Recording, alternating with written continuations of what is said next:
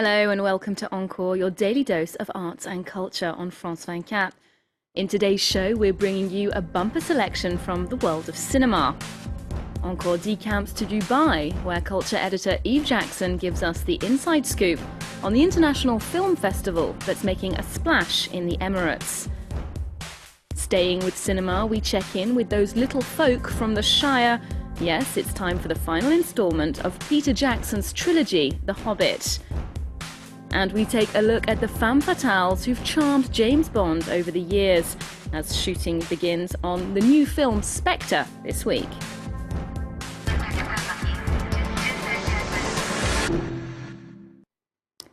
Dubai may not be a city synonymous with cinema, but it's hoping to change that with its International Film Festival. Now, in its 11th year, some 120 films are being shown there from 50 different countries. The jury's headed up by the Oscar-nominated director Lee Daniels, who was behind the films Precious and The Butler. France 24's culture editor Eve Jackson is there to give us her take on the festival.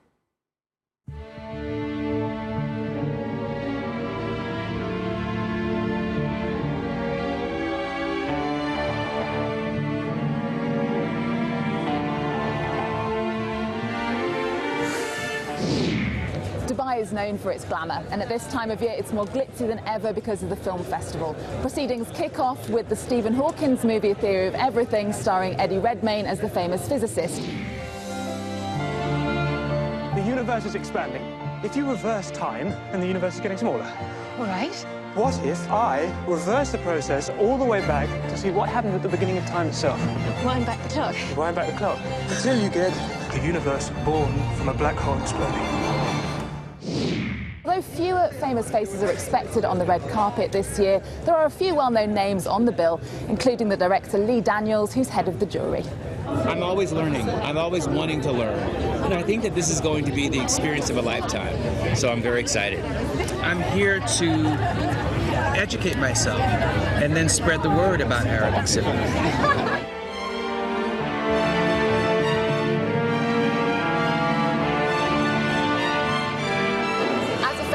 DIF has two main aims: to introduce rich content to the locals, but above all to shine light on Middle Eastern talent. Here's the chairman of the festival. We believe a film festival in any city or in any country who doesn't take care of its background, which is the people who really live in it and also make films in it, then it is going to die one day. So I think the Emirati and the Khaliji films and the Arab cinema is really in the core of what we do. At this year's Dubai International Film Festival, there are 50 world premieres in more than 30 different languages, and it's on until the 17th of December. And you can catch my interview with the British actor Paul Bettany, who's here with his debut film as a director, Shelter, which will be broadcast on France 24 next week.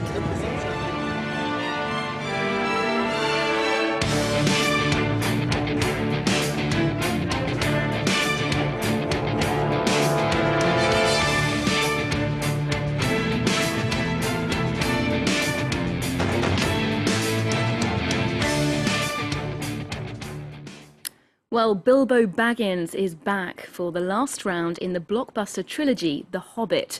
Director Peter Jackson's interpretation of J.R.R. Tolkien's fantasy novel hit screens just in time for Christmas.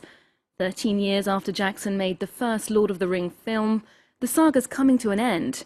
But of course it's going out in grand style with orcs, trolls, elves and of course an epic battle. Julia Seeger tells us more. One day I'll remember everything that happened. The good, the bad. The legendary tale of Bilbo Baggins, elves battling orcs and the kingdoms of Middle-earth. A mythical world of heroes created some 80 years ago, which still captivates entire generations. Will you follow me? One last time. This fantasy setting was imagined by a visionary man, Tolkien. The World War I veteran had written the trilogy for his children who later published his series of works. A great success that led him to become the father of modern fantasy literature. It's the book that we all read when we're young, especially Bilbo. Both in London and Paris, thousands of fans rushed to the final installment's premiere. All are cheering for this man. New Zealand director Peter Jackson has dedicated 15 years of his life to directing, co-writing, and producing the saga. The special effects used in each sequel became more and more sophisticated with time. It's been 10 years before you ever did anything, so you know you start and we have a very good pipeline. We've got a pipeline where you can just keep developing it as you're shooting it and going. So it all happens as you're making it. It's a happy coincidence. Peter Jackson happened to present his very first movie in this particular theater in Paris in 1988. A production which at the time cost him 9,000 euros. I will have war. The Hobbit trilogy, on the other hand, is believed to have cost over 650 million euros. But every movie is exactly what it promised to be. The team behind the James Bond films have started shooting a new picture, and by the time it hits our screens, 007 will have been thrilling audiences for over 5 decades. During that time, many things have changed. The actors playing Bond, the locations, the cars, even his famous martini cocktail. But there's one element that is ever present, and that's the Bond girl. Jade Barker takes a look at the French women who've been turning 007's head over the years. The name's Bond. James Bond. It's without a doubt one of the most famous names in cinema. But what would James Bond be without his Bond girls? This time round, Italian actress Monica Bellucci and Frenchwoman Léa Seydoux will be playing the seductresses. But it's certainly not the first time a femme française has caught 007's eye. In fact, Seydoux will be the 10th to have a substantial role, with several others seducing, fighting and even assisting the secret agent over the years. I mean, she needs to be sexy, she's strong, she's tough, but I think that now she's more sensitive. She's more vulnerable. Sexy, strong and sensitive. French Bond girls have certainly embodied all of these characteristics ever since Claudine Auger starred in Thunderball in 1965. The next substantial role went to Carole Bouquet, who starred alongside Roger Moore. Then came the villainous temptress Sophie Marceau as Electra King in 1999 in The World Is Not Enough. As Bond moved into the new millennium, Eva Green was launched onto the international stage for her role in Casino Royale. With so many French beauties turning Bond's head over the years, there's some big shoes to fill for Seydoux, but director Sam Mendes doesn't seem worried. You have a great actress in your midst, amongst many other great actors, Léa Seydoux, and she's fantastic, and she was the first person I thought of for the role, and she said yes, and I'm thrilled. As to Seydoux's dalliances with 007, fans will have to wait until Spectre comes out late next year. When Hayao Miyazaki announced his retirement in September 2013, some didn't believe it.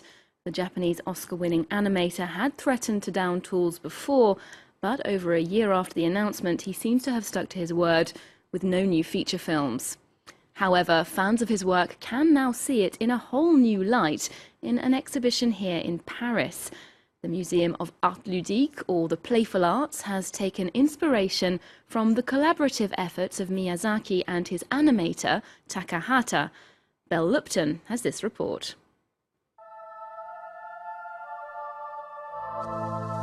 From master animator Miyazaki, one of the most influential filmmakers of all time, comes a groundbreaking motion picture event.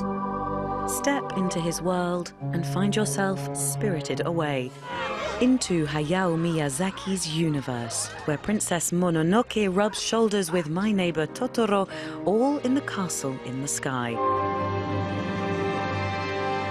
And you'll find all this in Paris, where, for the first time in Europe, Miyazaki's original drawings have been put on display to the public, well over 1,000 of them. The exhibition aims to show these well-known images from a different angle. One day, je pensais avant que c'était juste un montage. Before I thought it was just video editing, but now I see it's pen on paper. There's different camera angles, the camera moves for flying things. There are loads of things like that. I find it wonderful. Our kids have been raised on Miyazaki, and to see the drawings in real life, the fineness of the lines, it's marvelous. This exhibition is all about the layouts, or preparatory drawings. These hold the key to Miyazaki's artistic process. So much so that Miyazaki made layout a job in itself in the 1980s, when he created Ghibli Studios with director Isao Takahata. Until then, most animated films showed only a flat surface, one dimension, where the characters moved horizontally from right to left. Now cinematographic representation can play with depth, and that's what Takahata wanted to introduce to animation. In this room alone, over 500 drawings are on display, but that's not even half the amount of work that went into Spirited Away, Miyazaki's biggest box office success. That film took nearly $300 million at the box office when it came out in 2001, beating Titanic's record. The Japanese animator announced his retirement last year, but his legacy lives on. You can see a part of it in this Paris museum until March. Well, that's all we've got time for this week. Thanks for watching, and don't forget you can keep up with Encore on France24.com. We're also on Twitter and Facebook. We'll leave you with a clip from Jason Reitman's latest film, Men, Women and Children, which goes online and undercover, delving into the private lives of its protagonists. There's more news coming up on France 24 just after this.